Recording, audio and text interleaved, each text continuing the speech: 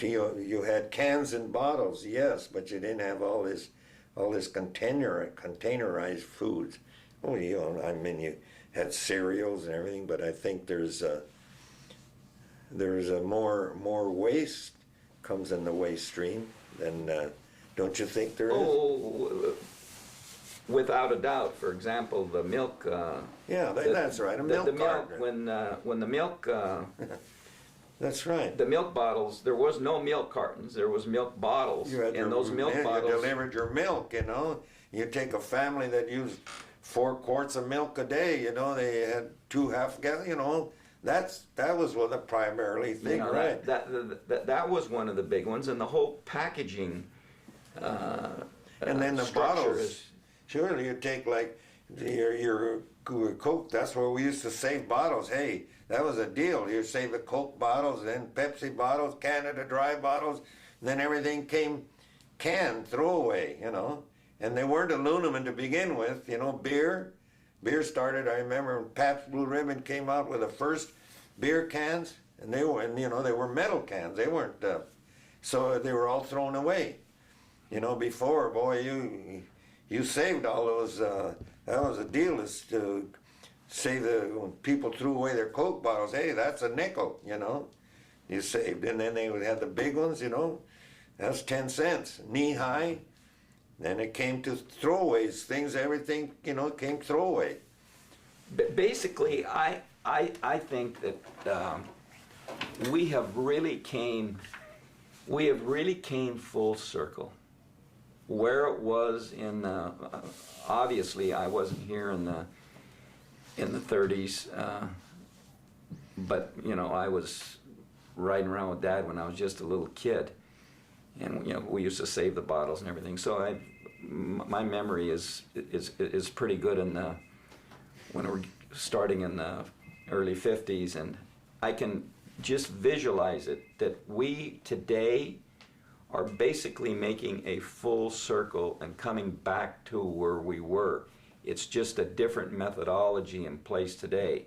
For example, you have the bottle bill today. As before, we used to save the bottles and take them to the grocery stores for redemption, and we used to save the lettuce crates. Remember? The guy used to buy the lettuce crates from the produce from the restaurants. In fact, the Miramar was one of our favorite. You used to save the gallon cans, and we used to save the potato sacks, the sacks.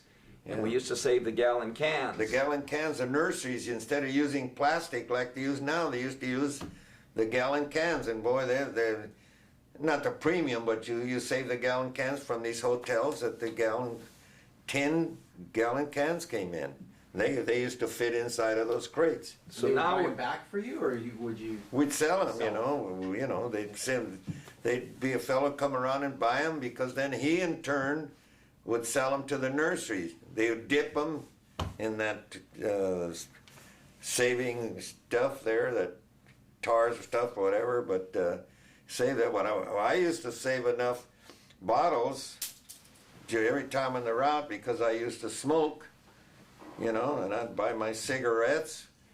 I used to like cigars, and I'd go down to the store there in Carpinteria on the way back from the dump and buy a box of White Owl cigars. And he wouldn't take money, but he could bring the bottles, and you could take anything you want. So I used to smoke packing half a day and smoke cigars. But anyway, we saved. And soda pop, you Baby Ruth candy bars. Yeah, that's great. You're going on 92? 90, yeah, I'm going to 92. Going on 92. Then 91 now. Wow. 1918. Yeah, I started going with my brother. I think I was about 10 years old, picking up. First started on, which is now Casa Dorinda, the Robert Bliss estate. Yeah, the main house, and the chauffeur's cottage, chauffeur house, the head gardener house, the housekeeper's house. Anyway, that's where he started. Picking up bottles? No, picking up garbage. That was garbage then? That's all. Okay. You didn't pick up no cans, no nothing. Just picked up the garbage, fed it to some hogs. Yeah. Dad comes down here, he sticks his head in every day, maybe not every day, but a lot of times, and I'll say to him, well, how you doing today? He says, well, I didn't sleep very good last night. And I said, why didn't you sleep? Well, he said, I was having a dream, he says, and just retracing my old routes. Yeah, so you could take him out today, and he dreams all the time. I can go that route. He From knows when I his routes. started Monday and Wednesday and Friday, Saturday. Yeah, there was no days off. So he's still dreaming about his old routes of Yeah. 50 years ago. Wow. That's really Yeah. Hey, No, Go ahead. you go on. You go on Monday, on a Monday, and go to these places and go ahead and start. And mostly, I'm not saying we didn't pick up from small places, but you picked up from the bigger places. And man, you started from Knapp's and come down to Parma's and Ryerson and Dr. Douglas. I mean, it took us about an hour and a half or so to pick up about 6 places. I mean, in this place, instead of having cans for their flowers that came out of the house and their paper, they had box. They have a big box, wooden box. Doors would open in the front, and just like it'd be similar to your boxes today, you'd put a canvas down in the front, open up the doors. It was, you picked up, you didn't go in and out. Maybe it took you 15 minutes, to pick up a place, but the route. Well, and a bigger one that had the same, you remember when we used to pick up the Miramar? I can remember that as plain as day. The Biltmore, excuse me. The Biltmore had a box, well, it must have been about 8 feet long, and it was high, and it had doors that opened from the front, and it had a hinged door on the top. And we'd have to clean out that. They just throw the stuff in. Not the garbage. They didn't put the garbage in there, but they put all of the waste from the rooms, and they put it in there, and we'd have to clean that stuff up. And then after you clean that out, you'd have to throw it over the top of the truck. Oh, well, sure. And if you didn't have a top, man, we'd have to jump up on the side of the truck, empty your box out, and there was. The Biltmore was one of the Biltmore was one of the, and those cans in that room were so darn heavy, full of garbage. Oh, yeah. So tell me what you remember. Paper, bottles, cans. What was the whole waste stream that you were emptying out of those boxes? What do you remember? For example, at the Biltmore, there was a lot of newspaper in that. In the big box from the rooms, and there was a lot of beverage containers as well, and it was newspaper, Kleenex, all that stuff, and we'd have to pick that stuff up by hand. So no packaging though, right? No frozen dinner packaging or now, from the motel rooms, people take a pizza in their room or stuff like. No, there was none of that. None of that. No, there was none of that. Seemed like, I think, like you keep saying newspaper, I remember too, because I think, every room probably had a newspaper, you know what I mean, but... well, maybe had 2 or 3 of them. Maybe had the news, Santa Barbara News Press and the New York Times and the Wall Street Journal. No, you get down the way, basically, isn't it the same things that come out of these, you know what I mean? And, the use of the same things, Yeah, it's essentially now we have packaging. That's right, essentially, you know. Yeah. And that's where you get more, because as we said before, people got packaged, and it, like you said, was a good example. The milk cartons, here you went with as a family, hell, I mean, have a can, half a gallon milk cartons, before the milkman came to your door every day, and you left them, picked up your empties and left your milk. Mm-hmm. I remember, the milkmen in Montecito, boy, that was the Live Oak Dairy, and that was quite a thing for these milkmen, because the customers that they would have it be in. A lot of those places, they're again a milk. I know those places would make their own ice cream. So, you know, they'd leave maybe a couple of quarts of cream, you know. So these big households, I mean, you take, you know, by the time they had a cook and they had a second, the lady cook, the man, mostly ladies that I remember, but then she always had a helper. You know, they had a butler. Some of them had a second butler because the main butler, all he did was wait the food on the main people, you know. And then they had the maids, and then the second maid, there'd be 8 or 10 people that just working in the house. You'd get that recyclable, you know, food scraps from then, you know, plus the people themselves, you know. There was some big, well, there's big places out there. Yeah. I have 2 questions. One, if the barrels came into the yard full of food scraps, they must have weighed 250 pounds each. How did you empty those at the pig farm? Okay, that's a good question, but maybe that's why my back bothers. But anyway, we drove, okay, we fed on cement platforms, and we drove in here, and the hogs, the platform, were down here. Drove alongside of them, and I'd pull over the 50-gallon brand, had it dumped over the side, picked it up, and dumped it down. Just like would knock it over and it would empty out? Well, yeah. Just knock it over. Oh, yeah. Yeah. Yeah, you want to be damn careful. Sometimes you lose it, and if it got away from you, then it, you know, you get down there and you had to go down there and take it out. Oh, yeah. Oh, yeah. And that was...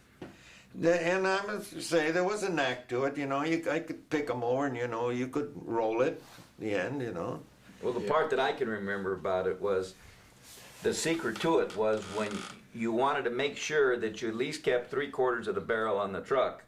Oh, that's right. Because exactly. it would cantilever if you dumped half. Yeah, if you dumped half or even a little less than half, the weight of it would take it over. Would take it over. So you had to make sure that there was a little math involved in it. And then I had about 3 or 4 different places. I had the main place where I used to feed, and then the thing was you kept the hogs in different different sizes, and always wanted to give as much as they wanted, and say the better of the food to the hogs that you were getting ready to market. Then after they got through eating, then you chase them out and you let the other ones come in and clean it up. And I will say, after we always had enough hogs to eat, when they got through, it would be just like this. All that would be left would be silverware and some big bones that they couldn't handle, eat. You'd even there in the mornings, you'd go there, if they happened to feed prunes at the Marine base, you'd hear the crack, crack. The hogs would actually crack the seeds and get the inside of them. Wow. You know? And it would just be clean like that. You never, you know. Yeah. As far as cleaning up after, and the hogs, you know, they're hogs, but they never disposed of their own, where they ate the food. They always went out. You know, you say, well, animals. Yeah. You know, and they, as far as that, they were clean. So the other question I had is, when did you stop doing the pig farm, and well, why? What was when the it reason you guys stopped, doing because food we garbage? stopped doing it, we kept on doing it. What was it? It was in the 60s, because you had to start to cook your food. You have to cook the garbage in order to feed it to hogs. The new regulations. The new regulation, because the disease were transmitted in pork, they would ship hogs that were probably diseased, and would be in the fat and the trimmings, and so they said that was being transmitted to your healthy hogs that were eating, and so they put the regulations that you had to cook the garbage. So then everybody probably stopped doing. Well, we did it for a while. We had was it about this long It was longer than that, Dad. an old gasoline, we cut 2/3 of it off. We put it, cradled it in, and it had diesel. It was a diesel-fired blower, and then you'd have to bring it up to a certain temperature and boil it, and then you'd obviously have to let it cool, and then you better have done it too, because you never knew when the inspector would come along and check you out. You know, and if you did, well, boy, he'd come along, but he'd come after it was cooling down and say, well, you didn't get that cooked. Well, you didn't come, you know, not soon enough. But anyway, they checked you out. And that's when it got to be a hassle. How many years did you do that? We didn't do that for, but 2 or 3 years, remember? it wasn't that long. No, it wasn't that long. In the 60s? Yeah. So you had a packer truck running and you had a separate route doing garbage? Yeah. Is that Well, right? No, not in the '60s. No, we didn't. There was no hogs. There was no hogs in the '60s. No. As a matter of fact, the ranch was sold in order to start to buy these new compactor type trucks. That's when the ranch. Yeah, right. That's when the ranch was sold. We sold it in two. They sold half in 2 5-acre parcels. We bought that 10 acres for, I think it was $3,200, and we sold it 10 acres for $55,000. Was there capital gains taxes back then? Huh? Was there capital gains taxes back then? No, there was no capital gains. You just reinvested the money. You didn't save it anyway. You put it back to work, and that's what kept the economy going. Do you remember how much did you charge early on for picking up people's garbage? Okay, these places, like these big estates, like I say, the 2 best customers we had, T.C. Walker paid $15 a month, 4 days a week, $8 for their beach house. That was the best stop we had. That was a $22, wasn't it? $23 A month. T.C. Walker, Mr. T.C. Walker, was the grandson of Polk and Talbot Steamship and Lumber Company from San Francisco. He moved